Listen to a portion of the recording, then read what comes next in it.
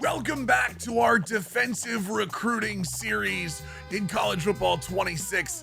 Today, we take an amalgamation of the 3-4 and the 4-3. Yeah, amalgamation, look up, it's a word. You put it together and you get the 4-3 multiple. Now, the 4-3 multiple is different in that you're gonna have your normal 4-3 over defense. This is your base defense. This is the, my guys are better than yours, so I'm going to put them in one-on-one matchups and let them flourish, right? So when you're in base defense, you feel good about yourself. Odd five-man front, still very much one-on-one. Even the even 6-1, you're putting more pressure because you feel like you can pressure that quarterback and make him make bad decisions. But then you get your pass defense, you're like, wait a second. I've got three-man fronts now, with the 3-3 over, the 3-3 cub, and the 3-3 stack, where I'm not so sure about going one-on-one with this. This is where I'm going to start disguising coverages, disguising pressure, and saying, oh, you know what?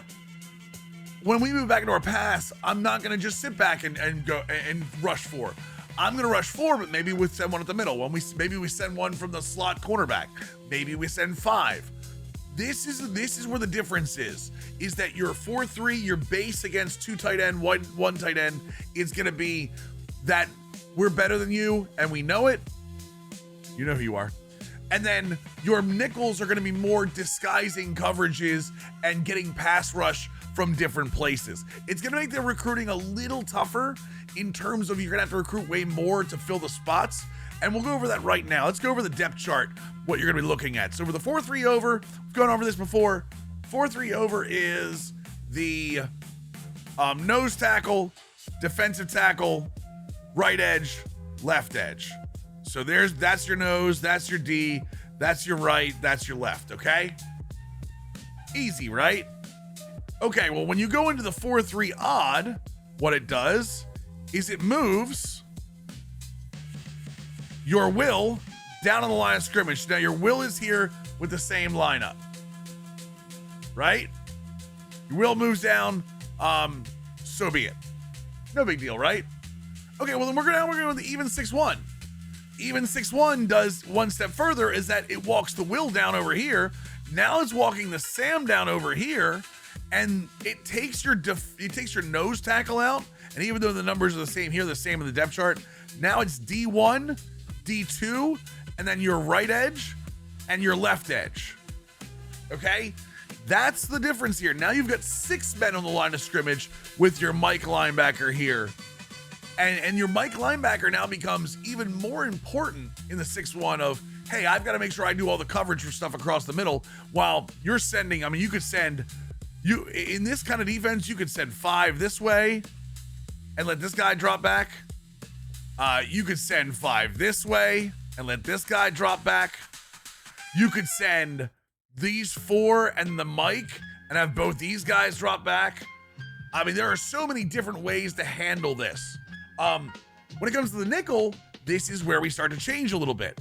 And that's because you've got these two are rush defensive ends 1 and rush defensive end 2, right? This is rush right end. And this is rush left, okay? These are your sub linebackers. So again, you're still getting that 4-man front, even though it says 3-3 over. And then you're obviously getting your slot cornerback here, right? But then we move into something like the stack. And you all have seen the stack. This is West Virginia back in the early Rich Rod days, not the current Rich Rod days, where you now have nose tackle and then DT1 and then rush DT. So now you've got 3 DTs back on the line. All 3 of these are sub linebackers. That's right. So this is sub linebacker 1, sub linebacker 2, and sub linebacker 3. So now you've got pass coverage linebackers on the field, 3 guys up front. You've got your slot cornerback over here just chilling in a nickel formation. And a lot of what you're going to see out of this 3-3 stack is either disguised press or a 3-man pass rush. And then we go even deeper into the weeds. And if you guys remember the 3-4 multiple, we have the 3-3 cub. And the 3-3 cub is nose tackle, D tackle 1, D tackle 2 here, right? But also you've got your rush right edge here and your rush left edge here. So how are we gonna fill this? How are we gonna fill this? Mills, talk to me about the archetypes. Well, we're gonna do that. And I'm gonna do something weird here, is that I'm gonna tell you that your first thing for nose tackle is gonna be pure power. I know, big surprise, Mill wants the Hoss at nose tackle. Listen, man, the nose tackle takes up 2 blockers, strength, block shed, all of those things gotta matter. All of those things gotta matter. He's gotta take up 2 blockers so everyone else can do what they wanna do.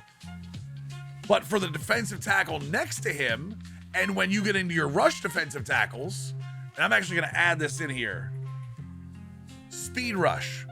I don't want your nose tackle to be playing normal defensive tackle. I don't want your nose tackle to be playing rush defensive tackle, unless he's good at rushing the passer. And pure power can get there, especially after there was a patch recently that updated a lot of the archetypes and their costs for their abilities. Pure power can absolutely get there. But for the most part, pure power is there to eat bodies.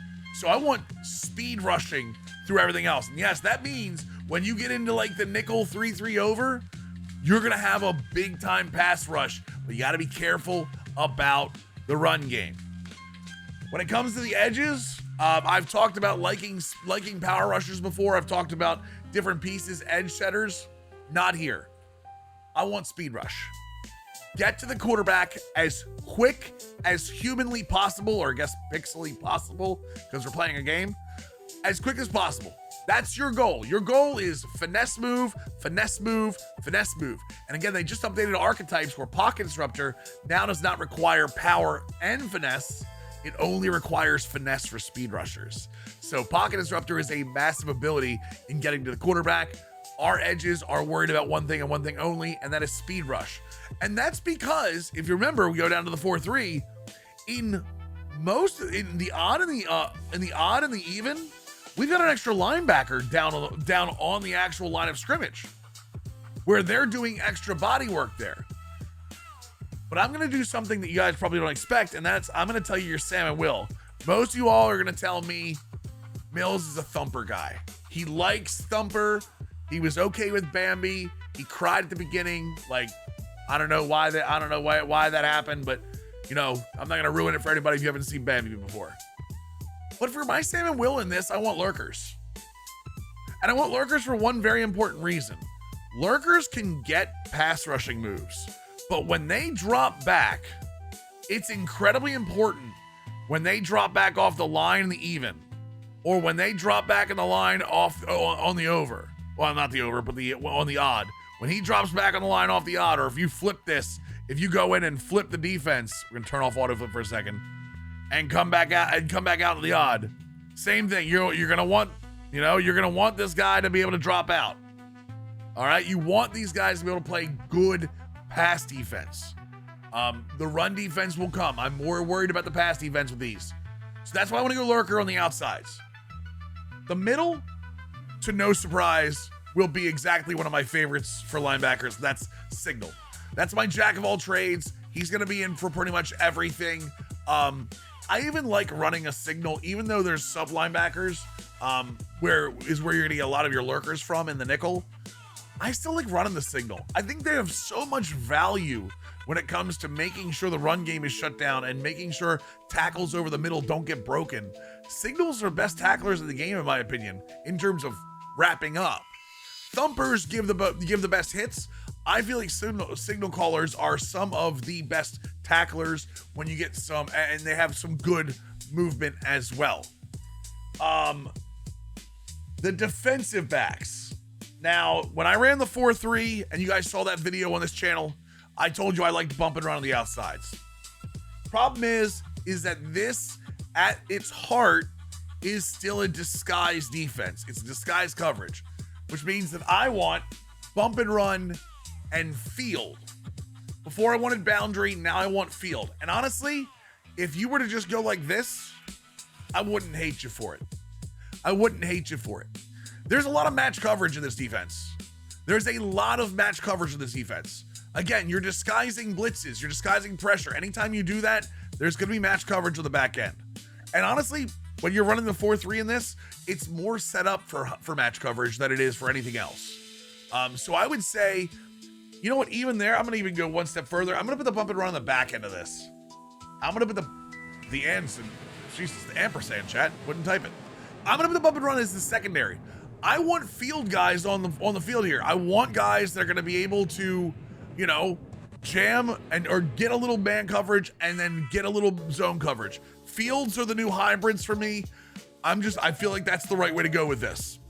With that being said, I also want to go ahead and put free safety and strong safety on here. And again, I'm going to be real with you. As much as I really like the coverage guys in this, I'm not going coverage specialists on this either side. I like hybrids. Hybrids, because it's such a strong match coverage and you get aftershock. Like, these guys are going to bring some punishment across the middle. Knockout, you get blow up, you get hammer. I really think they do a little bit of both. If you want to get a couple coverage guys, go ahead. If you want to get a couple coverage guys in the back end, go ahead. But this is a too high match defense, and I think that hybrid does better than the just coverage on this, because hybrid deals out a little bit of damage too. With all the archetypes now filled, let's show what I would do to play this game, to play this defense. When it comes to the 4-3, again, when it comes to 4-3 over base defense, I'm running pretty much Tampa 2 by design. I gave you some numbers last time about where I run in terms of 4-3. Well, for 4-3 multiple, I would say I probably run 35% some type of zone, 35% some type of match, and then 35% some kind of zone blitz, right? And then maybe 5% man coverage, right? I run that. I mean, that adds up to about 110%, but let's be real. We're running a lot of defense these days. You know what I mean? We're trying to keep up with these offenses, but sometimes we need more. So yeah, I would say, honestly, I would be running zone, your base zones, your Tampa 2s, your cover 3 sky, cover 3 cloud, easy zones to go with up here. And then I would move into, especially in even 6-1, cover 4 quarters is a great defense. It's a match defense. But again, you've got lurkers on the outside who are going to be able to keep up with like slot receivers and tight ends when they're not blitzing like this, for sure. Buzz, cover 3 buzz is another great one. I've told you guys multiple times, Sam Blitz 3, which is a match coverage behind a 5-man blitz. There's your Tampa 2 out of even 6-1, even out of the odds. Cover 3 sky. Odd is going to be kind of a switch between 2 and 1 high. You still run 2 high on a lot of these. Cover 6 is a good match defense. Remember, this is cover 4 on this side, cover 2 on this side. Recent patch just did a lot of updating on cover 2 as well, so it runs much better now. I don't run a lot of man out of this. Which is why I kind of like the field archetype in this. I like the field archetype better than I like the normal bump and run for match coverage. So yeah, I would say if you're in your base, you're running some type of either Tampa 2, cover 3 sky, or some type of match coverage. You know what's funny is I stay out of the 4-6 in this. I don't know why. The 43, I run a lot of 4-6, but in the multiple, I don't. When it comes to the nickel is when I sort of switch it up a little bit. I really like cover 3 matching here.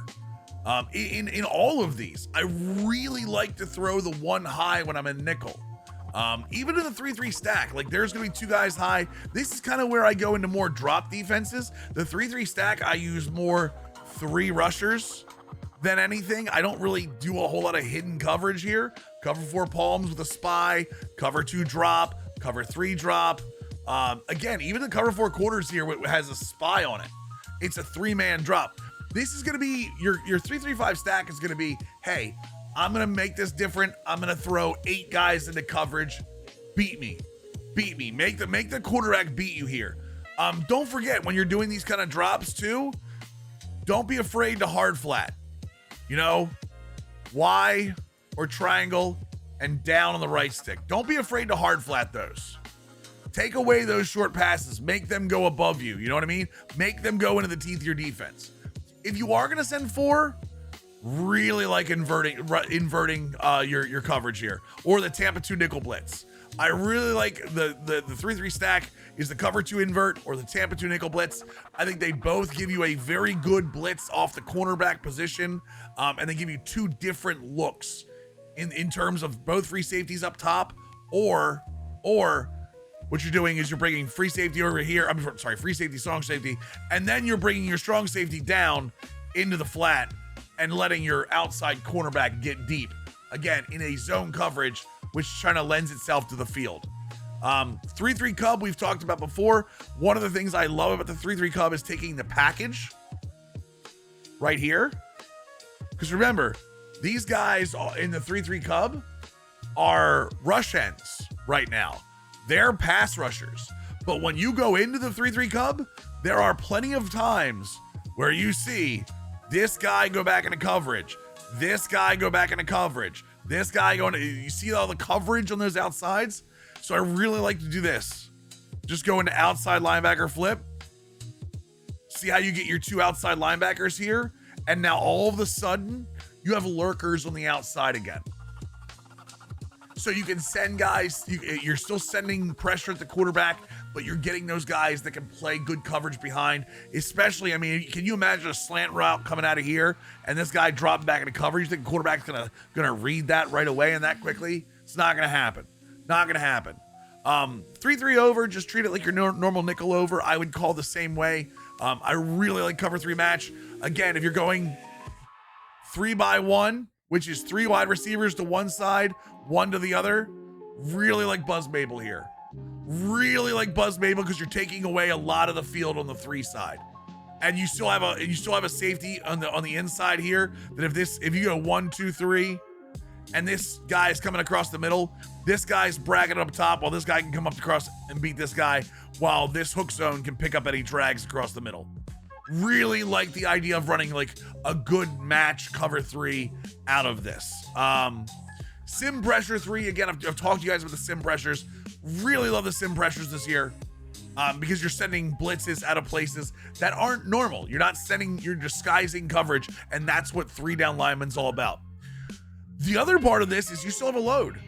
You still have a load nickel, and you guys have talked about it in multiple videos. I love load nickel formations for pass rushing because you can stunt out of them. See how this big gap's here, and then this big gap is here. You're getting your guys on the outside 1v1s, and you can actually go into this, and let's say you're gonna go, let's go with just a base Tampa 2, right?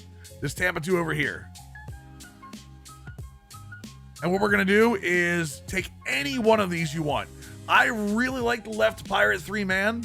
I think the Pirate 3-man is very, very good. Tex 2-man's not bad in this, but the Pirate 3-man's really good.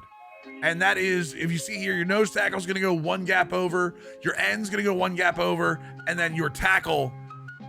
So your nose tackle is going to go 1 gap here, your end is going to go 1 gap here, and then this guy is going to go all the way around and fill in this gap.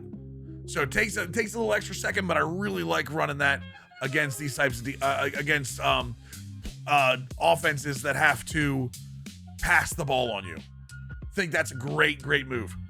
One more defense that I want to bring up in this, and that is the dime load week.